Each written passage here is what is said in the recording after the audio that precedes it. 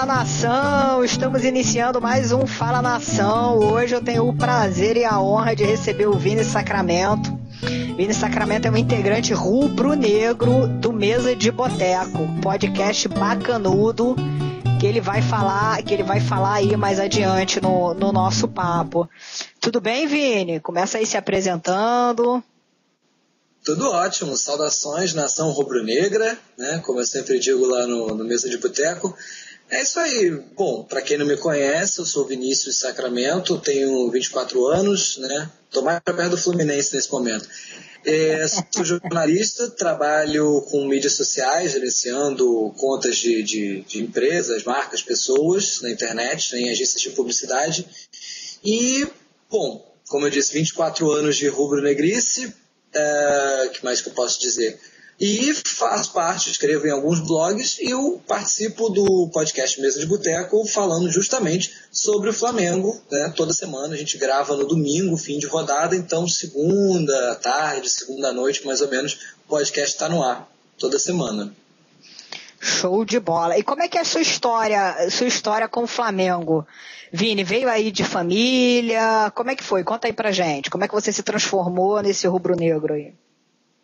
Bom, não veio muito de família, não. Eu tenho até alguns primos rubro-negros e tal, mas meu pai é botafoguense, minha mãe é vascaína e os dois não se ligam muito em futebol. Então, acabou sendo mais de mim mesmo, gostar de futebol. Eu sempre gostei muito de esporte, até pelo meu trabalho, que é ser jornalista. Então, sempre gostei muito de notícias de esporte. Mas, assim, eu já nasci num ano em que já nasci com o Flamengo campeão, em 87. Foi um ano totalmente conturbado e tal. Até hoje o pessoal fica discutindo título de 87. Mas a primeira lembrança que eu tenho e de ter virado rubro-negro a partir dali foi de outro título, 92, né? Aquela cena clássica do Júnior comemorando o gol, saindo pulando pelo gramado. Então, aquela cena ali é a primeira coisa que eu me lembro de ter me tornado rubro-negro ali. Sensacional. Você tem um ótimo pedigree. Aquele ano de 92 com o Júnior, comandando o Júnior. Foi o melhor jogador que você viu jogando? Ou o Pet deu uma superada nele? Que eu tenho, porque eu não vi muito o Júnior jogar, era muito pequenininho, tinha 4, 5 anos de idade, mas dá para fazer um bom comparativo aí. Eu acho que dos que eu tenha visto jogar, Júnior e Pet meio que se equivalem. Da minha história recente, o Pet é o meu grande ídolo. O Pet, ele mandou muito mesmo com a camisa do Flamengo. E como é que é o trabalho lá no Mesa de Boteco? Você é o único rubro-negro da mesa. Sim, é isso? Sim, conta como é que é, quantos integrantes são? Então, nós somos em 6, né? O apresentador é rubro-negro, inclusive, né? Mas a gente costuma dizer que ele é rubro-negro não praticante durante o programa. E nós somos em 6, 4, um de cada time carioca, né? E tem um apresentador e tem um convidado, né, um amigo nosso que é de Santos e ele é corintiano e ele faz assim o poliesportivo, ele dá uma passada geral nos outros esportes, porque o podcast é de esportes, mas ele é com foco no futebol carioca, né? Por isso que nós temos 4 integrantes, um de cada dos times cariocas. E a gente tem esse 6º integrante, digamos assim, que ele faz uma passada na Fórmula 1, no vôlei, agora Jogos Pan-Americanos, a gente discutiu bastante sobre isso, mas é basicamente isso, são 6 integrantes e a gente foca bastante no futebol e principalmente no futebol carioca, mas dando uma passada de leve nos outros esportes também. Como é que vocês estão vendo o futebol carioca aí? Como é que está a discussão lá no Mesa de Boteco? Como vocês estão vendo o futebol carioca nesse campeonato brasileiro? Vocês chegam a alguma conclusão do porquê do sucesso do futebol carioca? Esse sucesso ele é um pouco inexplicável, digamos assim, porque os times cariocas nunca tiveram uma política fiscal muito boa. Veio começar praticamente agora, 2, 3 anos, o Botafogo fazer isso, depois o Fluminense também, o Vasco depois da eleição do Dinamite, e o Flamengo um pouco depois da eleição da Patrícia Amorim também. Acho que das administrações do Flamengo que eu acompanhei mais fortemente, a Patrícia tem tido uma boa postura, né?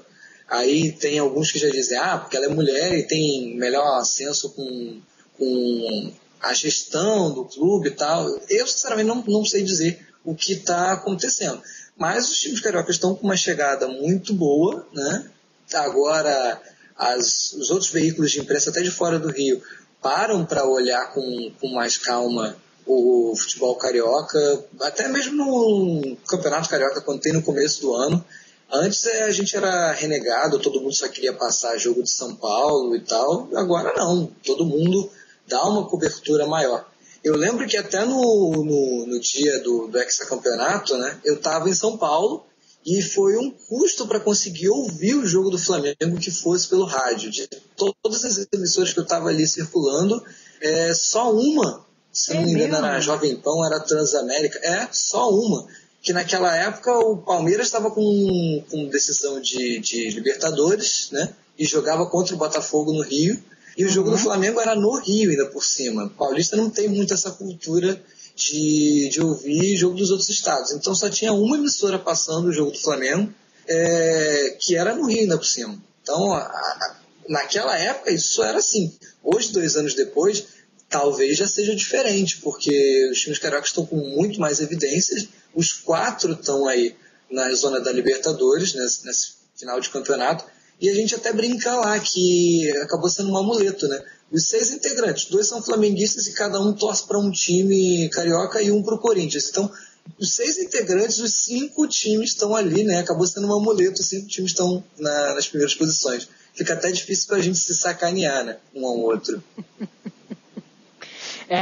Eu pelo menos, eu sinto falta de dar uma sacaneada nos irmãos cariocas, porque tá todo mundo bem, não tem como, né? Fica difícil de sacanear, porque você vai falar, você é o pior do Rio, o cara tá em 5º, 6º lugar, como é que você vai sacanear? Não tá nem na segunda página do campeonato.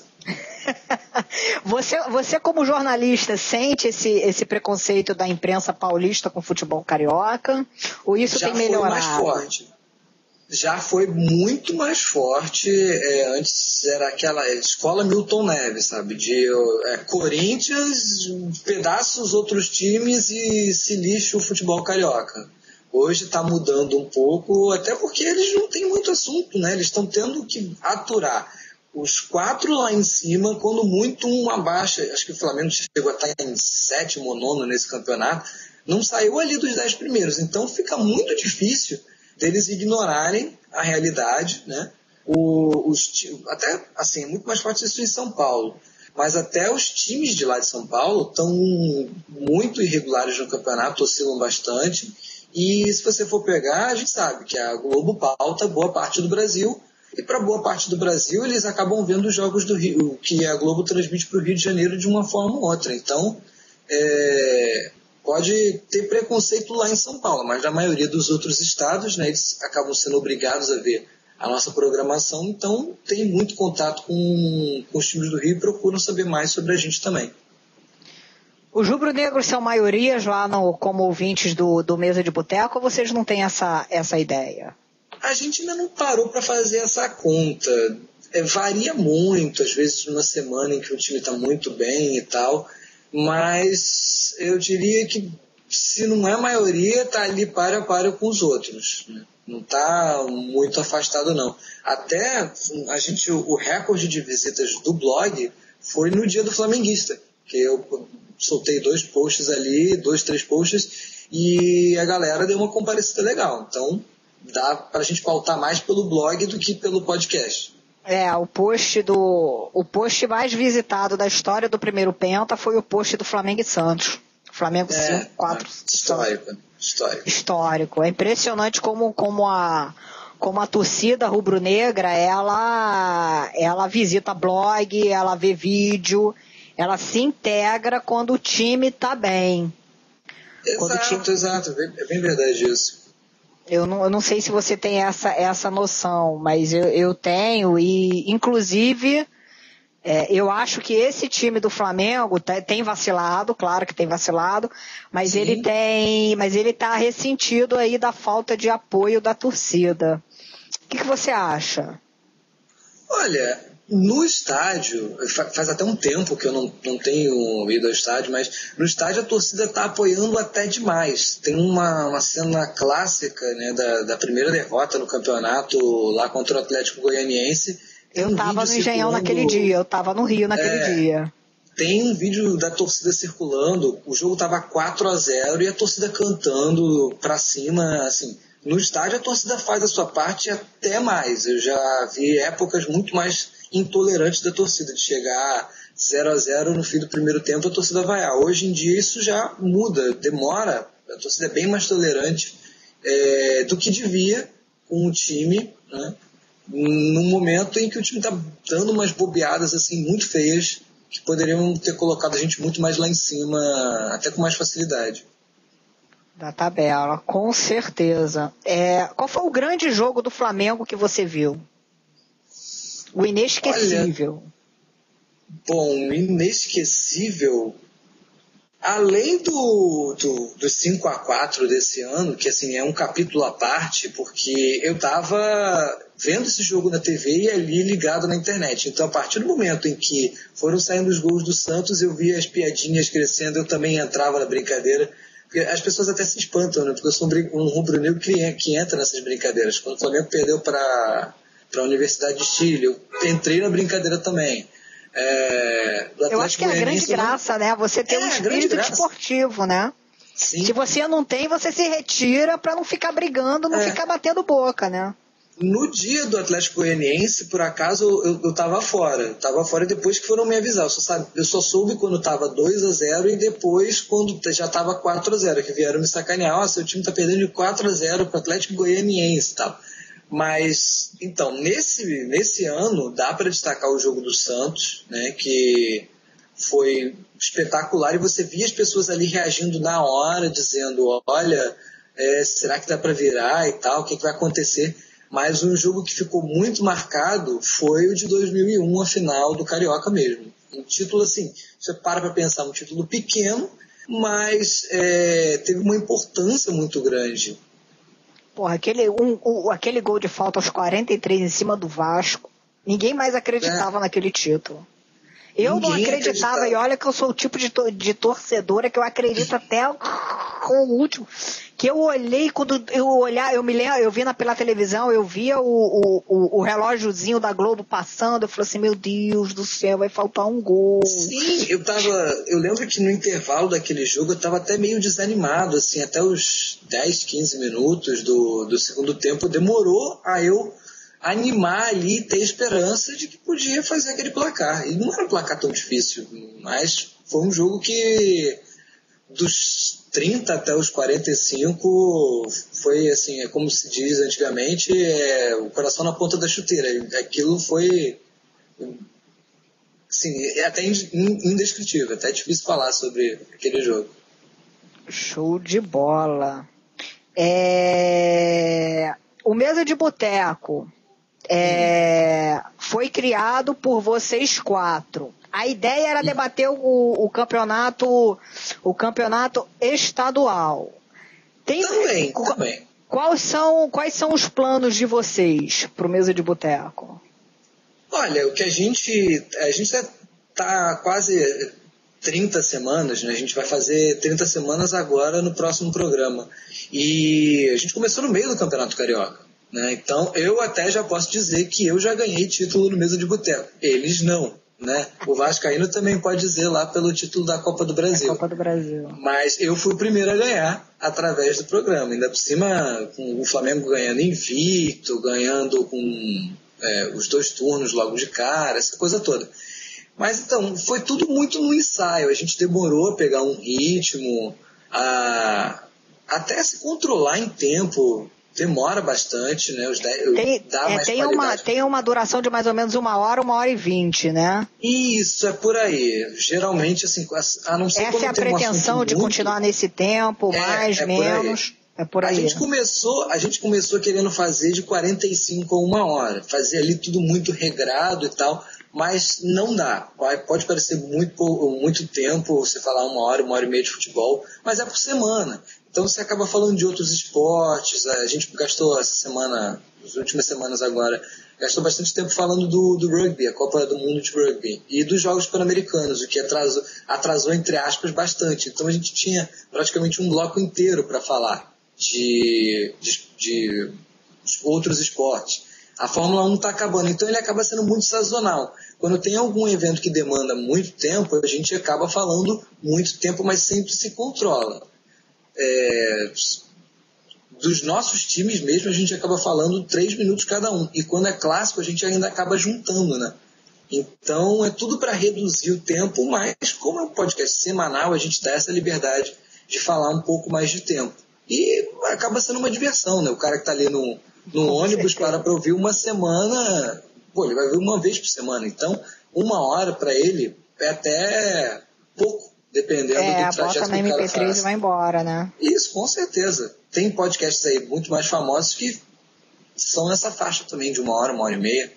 Então, a tendência é reduzir, e o que a gente quer fazer em breve o podcast é muita vinheta, então o que a gente quer fazer em breve é fazer mais ou menos no esquema do livecast do Grande Urubuzada, né? A gente fazer ao vivo, né?